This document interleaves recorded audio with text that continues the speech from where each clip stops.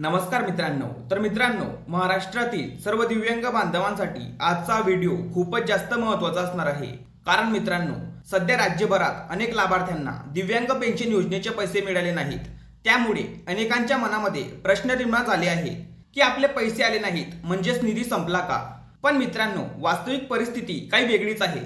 तर राज्य सरकारच्या माध्यमातून या योजनेसाठी आवश्यक असलेला निधी मंजूर देखील करण्यात आलेला आहे आणि संबंधित विभागाकडे वितरित सुद्धा करण्यात आलेला आहे। म्हणजेच सरकारने पैसे दिले नाहीत असा मुद्दा इथे नाहीये। परंतु अनेक दिव्यांग लाभार्थ्यांच्या डेटामध्ये तांत्रिक अडचणी, आधार पडताळणीतील त्रुटी आणि बँकिंग संबंधित समस्या असल्यामुळे हे पैसे थेट खात्यात जमा होऊ शकले नाही।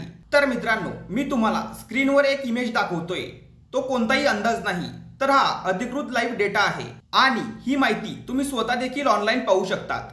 कारण मंत्रालयातून विविध विभागांना वितरित होणारा निधी हा बीम्स प्रणालीच्या माध्यमातून वितरित केला जातो। तर आता तुम्हाला प्रश्न पडला असेल की बीम्स म्हणजे नेमकं काय?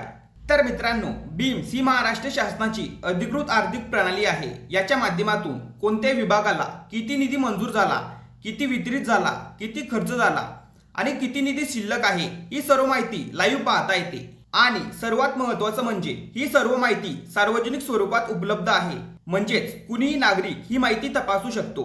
म्हणून मित्रांनो, आता लाभार्थ्यांनी स्वतः जागरूक होणं खूप गरजेचं आहे। कारण अनेक वेळा तहसील कार्यालयात गेल्यानंतर फक्त सर्व्हर बंद आहे, प्रक्रिया सुरू नाही, नंतर या अशी उत्तरे दिली जातात। पण प्रत्यक्षात निधी उपलब्ध आहे आणि जर पैसे उपलब्ध असतील तर ते लाभार्थ्यांपर्यंत पोहोचायलाच पाहिजे।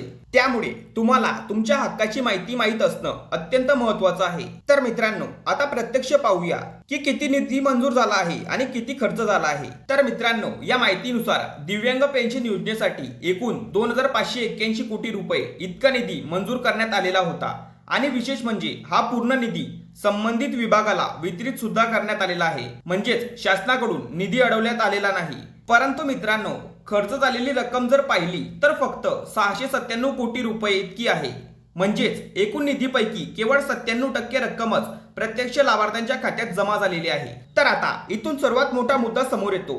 जर फक्त 97% निधीच खर्च झाला असेल तर उरलेले पैसे कुठे आहेत? तर मित्रांनो, उपलब्ध आकडेवारीनुसार सुमारे 1883 कोटी इतका निधी अजूनही शिल्लक आहे। म्हणजेच तुमचे पैसे संपलेले नाही, ते अजूनही शासन व्यवस्थेमध्ये उपलब्ध आहेत आणि म्हणूनच पात्र दिव्यांग लाभार्थ्यांना हा निधी मिळायलाच पाहिजे। आता असा प्रश्न निर्माण होतो की मग पैसे कशामुळे थांबलेत?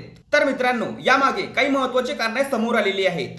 तर यामध्ये दिव्यांग लाभार्थ्यांचं UDID कार्ड अपडेट नसणे, आधार ऑथेंटिकेशन फेल असणे, आधार कार्ड आणि UDID मधील माहिती जुळत नसणे, बँक सर्व्हर किंवा NPCI मॅपिंग समस्या, त्यासोबतच ACS पोर्टलवर अप्रूव्हल पेंडिंग असणे, डिस्ब्रुसमेंट फेल केसेस, लाभार्थ्यांचा अपूर्ण डेटा, डुप्लिकेट किंवा सस्पिशियस एंट्रीज, या सर्व तांत्रिक अडचणींमुळे अनेक लाभार्थ्यांचे पैसे अडकलेले आहेत। म्हणून मित्रांनो, प्रत्येक लाभार्थ्याने खालील गोष्टी तात्काळ तपासणे गरजेचे आहे। यामध्ये आधार ऑथेंटिकेशन पूर्ण आहे का? तुमचे बँक खाते NPCI ला मॅपिंग आहेत का?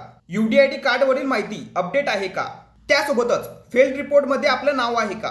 आणि डिस्ट्रिक्ट लेवल अप्रूव्हल प्रलंबित आहे का? तर या सर्व गोष्टी तुम्हाला तहसील कार्यालयामध्ये जाऊन तपासता येतील। आणि मित्रांनो, एक गोष्ट कायम लक्षात ठेवा, सर्व्हर बंद आहे असं सांगून जर तुमचं काम टाळलं जात असेल तर शांत बसू नका। कारण निधी उपलब्ध आहे आणि तो निधी तुमच्या हक्काचा आहे। म्हणूनच तहसील कार्यालयामध्ये जाऊन तुमची माहिती स्वतः तपासा, आवश्यक असेल तर अपडेट करून घ्या आणि प्रकरणाचा पाठपुरावा करा।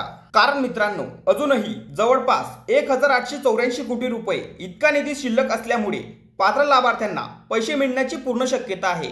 फक्त प्रशासनाने आणि संबंधित कार्यालयांनी योग्य ती कारवाई करणे गरजेचे आहे। त्यामुळे ही माहिती प्रत्येक दिव्यांग बांधवांपर्यंत पोहोचणं खूप गरजेचं आहे। हा व्हिडिओ जास्तीत जास्त शेअर करा, जेणेकरून प्रत्येक लाभार्थ्यांना त्यांच्या हक्काची माहिती मिळेल। आणि अजूनपर्यंत आपल्या चॅनलला सबस्क्राईब केलं नसेल तर लवकर चॅनलला सबस्क्राईब करून घ्या। अशाच महत्त्वपूर्ण माहितीसह व्हिडिओ आपल्या चॅनलवरती येत असतात।